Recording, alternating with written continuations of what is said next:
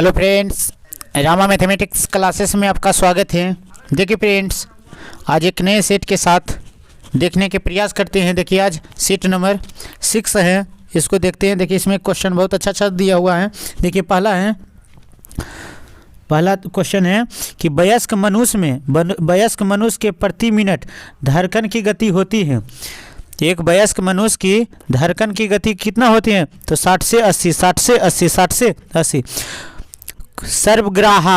सर्वग्राहक रक्तदाता कौन है? क्या तो सर्वग्राहक रक्तदाता कौन है? तो AB है। कौन है?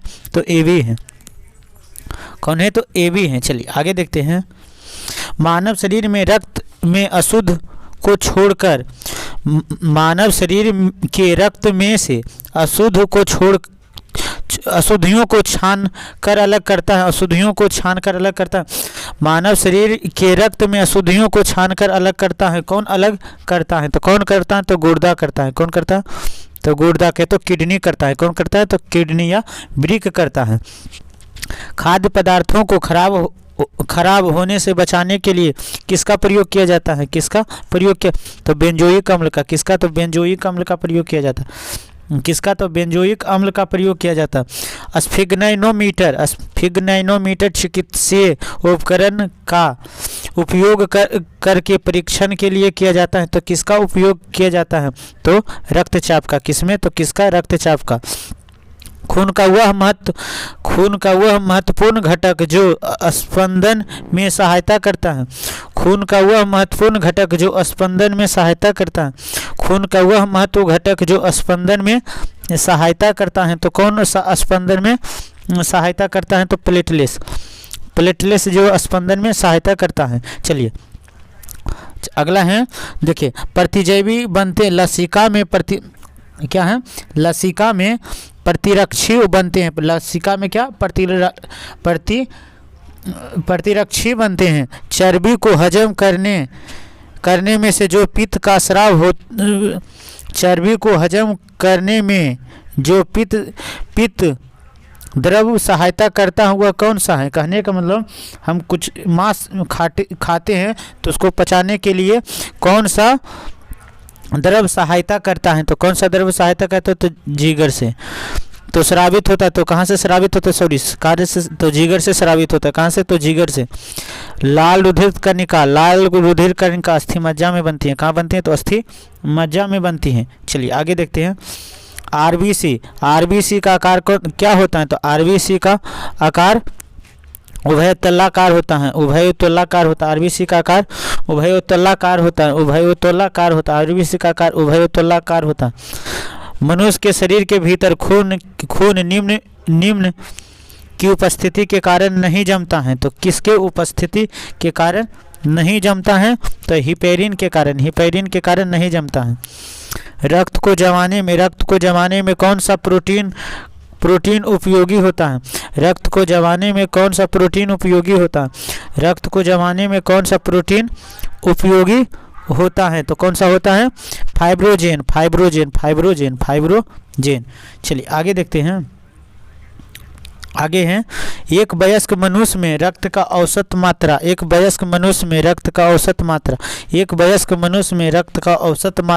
है तो 5 से 6 लीटर। कितना है? तो 5 से 6 लीटर। रुधिनाओं में कितने प्रतिशत जल कणिका होती है? रुधिनाओं का कितने प्रतिशत लाल रक्त कणिका होती है? तो कितना परसेंट होती हैं? तो 90% होती हैं। कितना होती हैं? तो 90% होती हैं। कितना होती हैं? तो 90% होती हैं। चलिए आगे देखते हैं। आगे है हृदय का काम क्या है? हृदय का काम क्या है? तो रुधिर को शरीर के विभिन्न अंगों में पंप करना। रुधिर को शरीर के विभिन्न भागों में पंप करना। निम्नलिखित में कौन सा मांसभक्षी पौधा है? कौन सा है जो मांसभक्षी पौधा है? तो कौन सा है? तो मिसोसा है। कौन है? तो मिसोसा है। चलिए आगे देखते हैं। तारपीन का तेल निम्नलिखित पेड़ से प्राप्त होता है। तारपीन का तेल निम्नलिखित में से प्राप्त होता है। तो तारपीन का तेल किससे प्राप्त होता है? तो चीड़ से। किससे? तो चीड़ से। लौंग जो सामान्य रूप से मसाले के रूप में काम आती हैं। लौंग जो सामान्य रूप से मसाले के रूप में काम आती हैं। तो लौंग तो कहाँ से प्राप्त होती है? तो पुष्पकलिका। कहाँ से? तो पुष्पकलिका से। कहाँ से? तो पुष्पकलिका से प्राप्त होती है। विश्व के सबसे बड़ा स्तनधारी कौन होता है? तो नील व्हेल होता है। कौन है? तो नील व्हेल है। विश्व का सबसे बड़ा स्तनधारी कौन है? तो नील व्हेल है। चलिए आगे देखते हैं। आगे ट्रेडमिल टेस्ट कौन सी चिकित्सा से संबंधित है? ट्रेडमिल टेस्ट कौन सी चिकित्सा से संबंधित है? ट्रेडमिल टेस्ट किस से संबंधित है? तो गुर्दा से संबंधित है। किससे? तो गुर्दा से संबंधित है। ट्रेडमिल टेस्ट कौन सी चिकित्सा से संबंधित है? ट्रेडमिल टेस्ट कौन सी चिकित्सा से संबंधित है? ट्रेडमिल टेस्ट कौन सी चिकित्सा से संबंधित है? तो गुर्दा से। मानव शरीर में फेशियल हड्डी की संख्या, मानव शरीर में फेशियल हड्डी की संख्या कितनी होती है? कहने का मतलब मानव शरीर में फेस पर कितने हड्डी होती हैं? तो 14 होती है। कितना होती है? तो 14 होती हैं। चलिए आगे देखते हैं।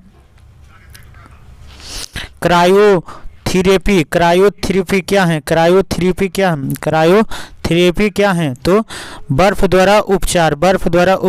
क्रायोथेरेपी क्या है? तो बर्फ द्वारा उपचार है। कार्बन डाइऑक्साइड युक्त रक्त कहाँ से ऑक्सीकृत होता है? कार्बन डाइऑक्साइड युक्त रक्त कहाँ से होता है? तो फेफड़ा से। कहाँ से होता है? तो फेफड़ा से होता है। कहाँ से होता है? तो फेफड़ा से होता है। शरीर के सबसे बड़ा मजबूत स्नायु क्या है? तो सोलियस है। कौन है? तो सोलियस है। शरीर की सबसे मजबूत स्नायु कहाँ है? तो सोलियस है। कहाँ है? तो सोलियस है। कहाँ है? तो सोलियस है। चलिए आगे देखते हैं। फेफड़ों की कुल वायु क्षमता होती है। फेफड़ों की कुल वायु क्षमता होती है 6 से 8 लीटर होती है। फेफड़ों की कुल वायु क्षमता होती है 6 से 8 लीटर होती है। कोहनी की संधि को मोड़ने, फ्लेक्शन तथा विस्तार, एक्सटेंशन में कौन सी पेशी सहायता करता है? तो कौन सा पेशी सहायता करता है? तो सी। तो बाइसेप्स और ट्राइसेप्स करता है। कौन? तो बाइसेप्स और ट्राइसेप्स करता है। चलिए आगे देखते हैं। एंथ्रोलॉजी का अध्ययन कहलाता है। तो क्या कहलाता है? जोड़ों। एंथ्रोलॉजी का अध्ययन कहलाता है तो जोड़ों का। एंथ्रोलॉजी का अध्ययन कहलाता है तो जोड़ों का अध्ययन कहलाता है। किसका? तो जोड़ों का अध्ययन कहलाता है। चलिए आगे देखते हैं।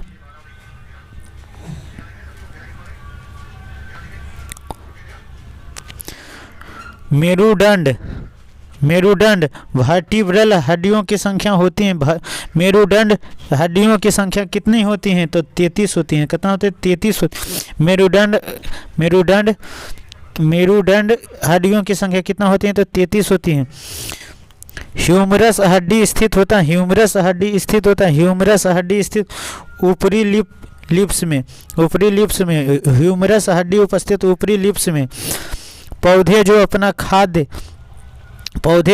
खाद्य बना सकते हैं कहलाता है।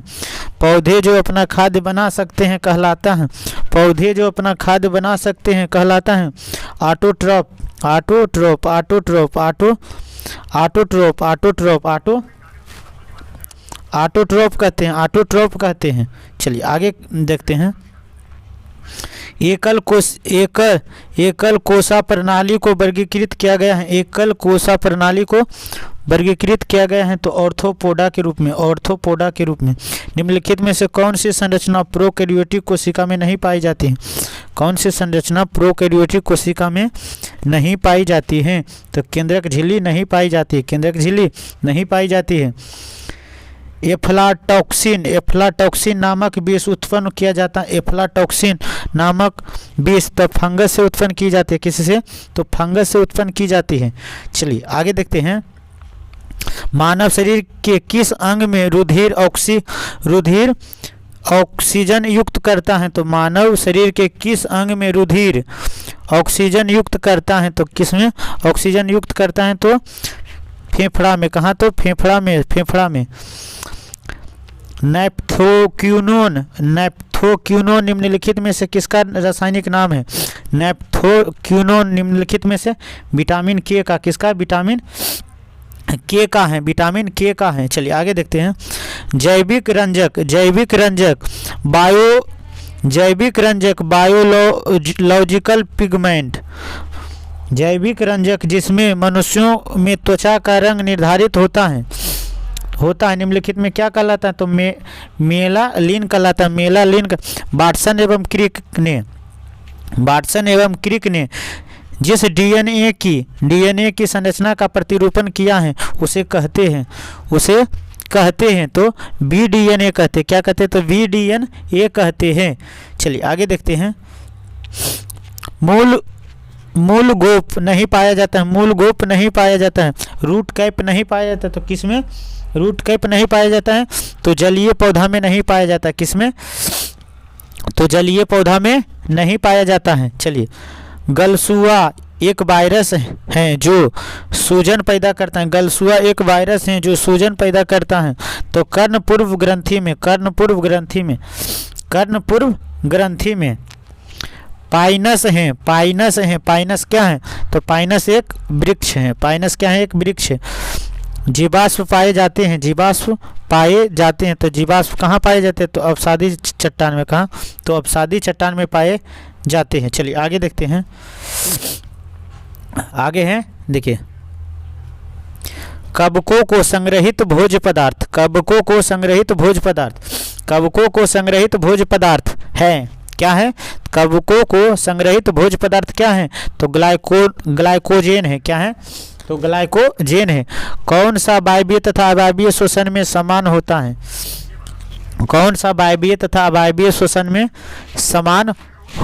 तो कौन सा होता है? तो ग्लाइकोसिस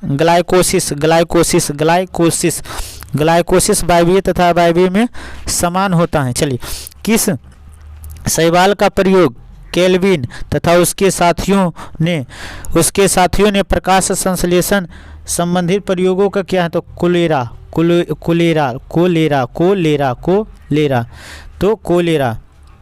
प्रथम ट्रांसजेनेटिक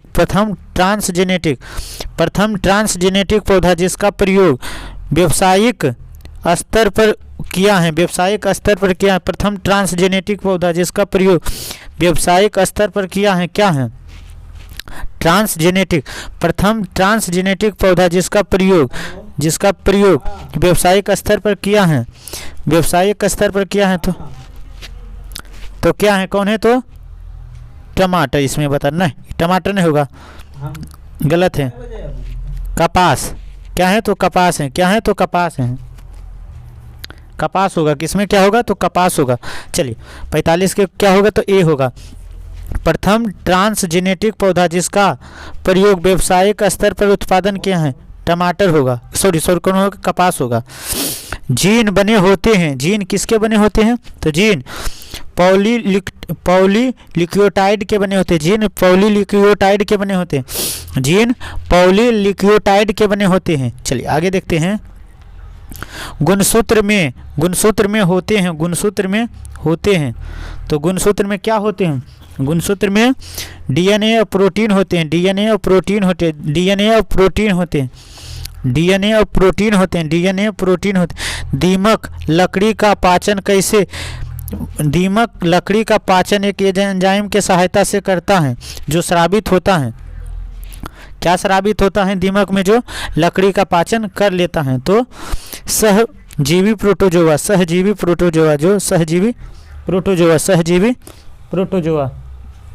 प्रोटोजोआ। पित्त ज्वार का स्थानांतरण होता है। तो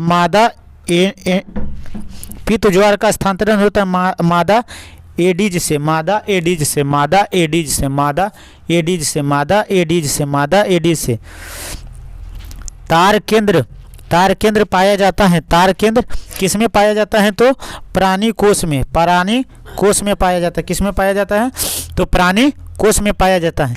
चलिए फ्रेंड्स, यह टॉपिक कंप्लीट हो गया। चलिए दूसरे वीडियो में दूसरे सेट को देखने के प्रयास करते हैं। थैंक्स फ्रेंड, जय हिंद फ्रेंड।